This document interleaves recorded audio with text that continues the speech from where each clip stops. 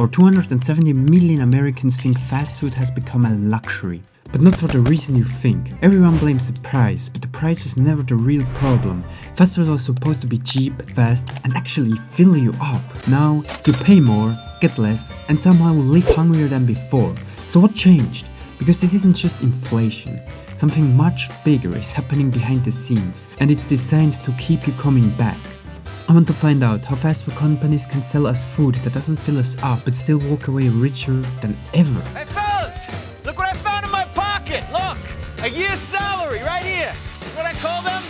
Fun coupons. McDonald's always reminds me of being a kid, when all I wanted was a $3 Happy Meal that I could never finish, and my dad would always eat the rest of it. But today, I buy myself a Big Mac menu for like 20 bucks in Switzerland and walk away feeling emptier than before. And this feeling of living hungrier isn't an accident.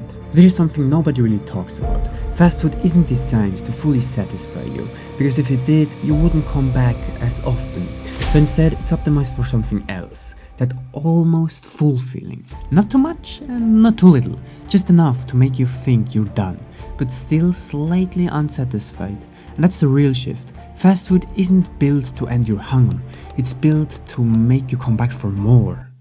If you're watching this, you're probably not just here for the fast food. You're here to understand how companies really work. And once you notice this, you can't unsee it anymore. So let's keep going. So here's the truth nobody talks about.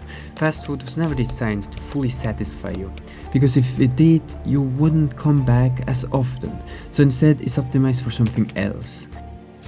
That almost full feeling. Not too much, not too little. Just enough to make you think you're done, but not enough to actually stop the cycle. And that's the real shift. Fast food isn't built to end your hunger, it's built to repeat it with dopamine and never filling you up, really. But this isn't the only trick behind fast food. There's actually a second layer most people never notice. And without it, you're only seeing half of the system, because what we talked about here is just one part of a much bigger strategy. If you're still watching this, you're probably starting to see how deep this really goes. So in the next video, I'll break down the second trick and why fast food companies don't actually want you to notice it.